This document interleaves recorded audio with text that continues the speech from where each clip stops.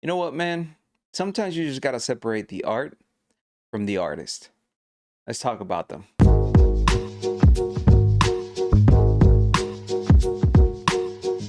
Yep. Just so it's not confused or anything, okay? Here we have the Nike Book Chapter 1 box. Nothing much to the box. I really do like the color blocking in this. What I do like about this though is that, Devin Booker, his name's Booker, and he's playing, it's play on words with book, calling this the Chapter 1, saying that this is his first signature shoe, meaning that there's definitely going to be a lot more. But I like the way that it's set, so for you to like put it up like if it was a book, that's it's kind of like recreating what a book would look like. And I think that a neat touch to this as well is this part numbering here with Booker, and the other numbers are in essence they're recreating the Dewey Decimal System, which is how libraries organize their books. And I think it's really a nice touch. Yeah, 616 is the area code for the greater Grand Rapids, Michigan area, which is where Devin Booker's from. And the other two numbers in the Dewey Decimal System class organization, Gulfport, Biloxi, Pascagoula Bay, St. Louis, and Southmost Mississippi. If I'm not mistaken, that's where Devin Booker's father is from. And of course, 602 is the area code for Phoenix. So all three numbers here, besides the 001, relate to Devin Booker. The 616 is, Grand Rapids. 228 is Mississippi, South Mississippi, and 602 is the Phoenix area code, which I think is a really nice touch, and especially putting it as the Dewey Decimal in the style of the Dewey Decimal System is also really interesting. But all in all, besides that, you got his signature, but that's pretty much it when it comes to the box. Let's go ahead and open this puppy up. And here we have the Devin Book 1, his first signature shoe with Nike. This one specifically is in the hike colorway, and as you can tell, there's a lot of outdoors inspiration in a lot of these panels. But let me take out the other shoe and then we'll get into the details of the shoe. If I'm not mistaken, these are inspired by Phoenix Desert. You can see by the rattlesnake skin that you see along the shoe, as well as some other kind of animal print here in the mid panel. This kind of reminds me of, it's also snake skin, but it's a different kind of snake skin. You got the alligator skin here in the swoosh. Another great part of this shoe is how much it like really draws back or takes from old school Nike shoes. You got the thicker swoosh, but yes, these panels, the ones with the snake skin, they are, I believe, leather as well, but they are sort of like a more smooth kind of leather more than anything. This mid panel here, this is more of a sort of fabric. It's kind of like a really rough canvas, and then you have the alligator suede. I would call it suede, not so much nubuck. Yeah, it's a little bit of a rough suede here in the swoosh. And then you also have this also rough suede toe box with the same sort of pattern that you see in the swoosh. Now overall, first impressions with this shoe, of course, it's very reminiscent of an Air Force One. That's what kind of Devin Booker was trying to do with this specific shoe and this silhouette. He wanted, a shoe that was able to be worn and still perform well in the court, but something that you can also wear casually. He's very big on fashion. He's a very he's a fashionable athlete. Like I really do like his fashion sense. He's one of the more uniquely dressed athletes when it comes to the NBA. But still, I really do like how fashion forward he is when it comes to these sort of things. So I think it's very his style to release this kind of shoe, and I don't blame him. I think he really did hit it out of the park with this specific colorway in this shoe.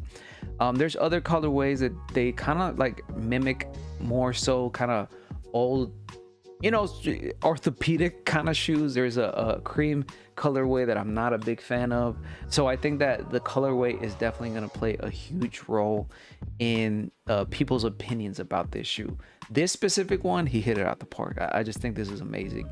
This is one of my favorite colorways, and this one right next to the Haven. And I do think that people are going to be clamoring for this shoe once, you know, we get further along in Devin Booker's career. I mean, it's one of the more unique signature shoes that Nike has put out. It's very, very basic, but it's not as simplistic as, for example, the Jaws. The John Morant signature shoe is not my favorite one because it reminds me too much of like regular tennis shoes. Like, it's just, there's nothing unique about them. They just look like regular walking shoes that, I hate to use the term, but like a soccer parent would use. Like, it's nothing out of the ordinary. These are a little bit more stylistic. These are very reminiscent of Air Force Ones, Dunks. Like, Devin Booker knows what he was doing with this shoe. He was trying to appeal to a younger audience, and I think he did it. But besides that, you know, some other prominent materials are here in the collar. On the ankle region, you have this sort of a short pony hair along the ankle region. I'm not a big fan of pony hair. I think it's really, to me at least, I have a thing about textures and like hair like this, fur, whatever it may be. It's very icky to me. I don't know why. It just reminds me of horse smells, and it's not a smell I like to think about, to be honest. But besides that, I think the details are where this shoe really does shine.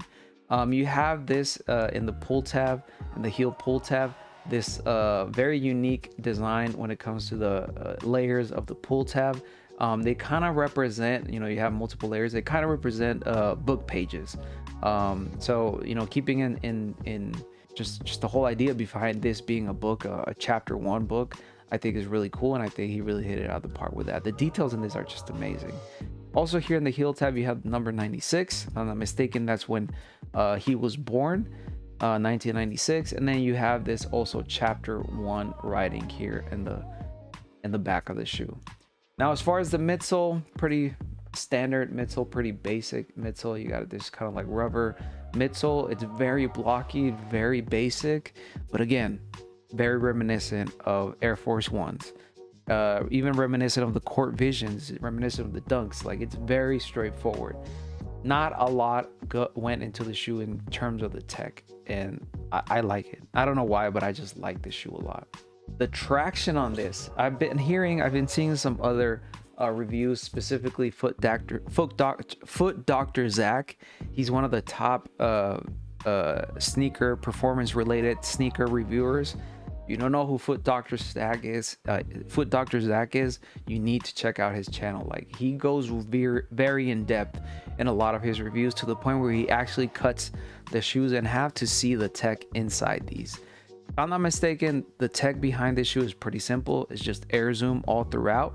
There's a little bit of foam as well as far as the cushioning goes, but I saw his review and he tested out this traction, and again, herringbone is always going to be probably one of the best outsole patterns when it comes to traction. It grips the court very well. It overall always performs pretty well, in my opinion, from all the reviews that I've been seeing on this specific shoe and other shoes. Like, there's a reason why a lot of the old school shoes are always regarded as some of the best traction out there, and it has to do with the herringbone design more than anything. Pretty thick grooves here. This leads me to believe that this is a great performing shoe in outdoor courts. But besides that, you know, it's pretty much whatever you see is what you get. Like, the tongue is another very important part of this shoe, and it's also one of my favorite ones. It's also textured on the top here with this sort of snake skin pattern, but it's very smooth to the touch. And then what I also like about this is just how padded the tongue is. Time and time again, I've always said that tongues have to be one of the most important things when it comes to comfort in these shoes, and in any kind of shoes, specifically performance shoes, because it's where, you know, there's going to be a lot of movement, a lot of friction, and I feel that whenever Nike, and specifically Nike, cheaps out on the tongue materials, is where a lot of the complaints come when it comes to performance shoes. So shout out to Nike for actually putting some thought behind this and making this a padded, thick tongue, because I just know this is gonna elevate the comfort levels when it comes to this shoe. Now, there's not much to it besides putting them on feet, testing them out on court. I'm just gonna go ahead and put these on feet, go to the my local YMCA and try and get some hooping in these, and then I'll check back with you guys later.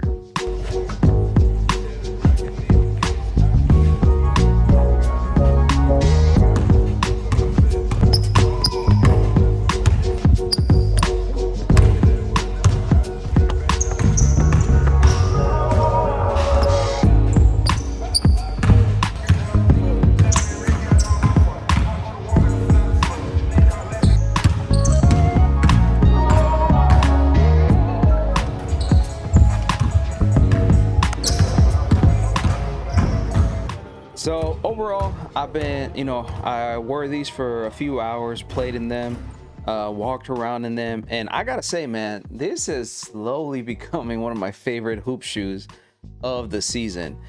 Don't get me wrong, LeBron 21s are still number one for me. Kai ones are up there as well. But when it comes to actual comfort, man, these are it, bro. Performance wise, they're okay. I think a lot of the performance is held carrying its weight by the actual foam around the heel. It's just it conforms pretty well to your Achilles heel, and it's really nice, man. It's really comfortable. The materials are good. I mean, it's better than the mesh kind of fabric that I really came to dislike, for example, in a lot of the Jordan 20s Jaws. Like, the plastic feel to them, I just do not like. But when a shoe comes out that they actually put some thought in the materials and the leather, and it's an actual leather basketball shoe, especially performance wise, I'm always gonna go for that, man. This specific, even though it really does perform well on the court, traction is amazing, it really grips well, and I think that has to do with the herringbone. The air zoom really makes this shoe very comfortable, very squeaky shoe. Even though they're very nice to wear on court, this specific colorway I think I'm gonna keep for casual wear, if I'm being completely honest. I might go for the book ones, the black ones, the Havens for the actual on-court. I just hope that Nike continues restocking these, because I think they really did hit it out of the park with these. It's a simple design. I know it's very reminiscent of an Air Force One, but man, like the way that it's molded, the way that it hugs your foot here in the medial side, the comfort, the cushioning, it all makes up for its simplistic look. The tech behind it is pretty simplistic as well, but it works amazingly well, man. Like, I was able to really, I always say, simplistic shoes, and especially shoes that don't have a lot of, let's say, containment on the top, or something to stop your foot from sliding whenever you're doing quick stops. I've always said that they always scare me, because it's really easy to twist your ankle when it comes to these sort of shoes. But these shoes, man, they perform pretty well. Devin Booker, a stylish guy. Nike, I'm glad that they gave him reign of this shoe, the materials, the design. Like, it's good, man, and I can't wait to see what he actually does with the Book 2, if that's ever gonna happen. But I think that's gonna be dependent on Nike's actual commitment to stocking these year-round. I think Devin Booker has more pull than someone like Ja Morant, for example. So I think if it'd be a mistake if they continue with this limited drop on a lot of these Devin Booker shoes. I wish they were as widely stocked as LeBron's. They are also a fairly cheaper option when it comes to hooping shoes. And again, it doesn't have to be just necessarily for hooping shoes. That's the great thing about this shoe. It's very reminiscent of an Air Force One. You can rock it casually everywhere. You can dress it up. Like, this is what I'm gonna be doing this one, especially with all the snake skin around. I think this is a very classy shoe. But overall, really do recommend the Book ones. Go half a size up. I always do with performance shoes, performance basketball shoes, just because of the Achilles cushioning.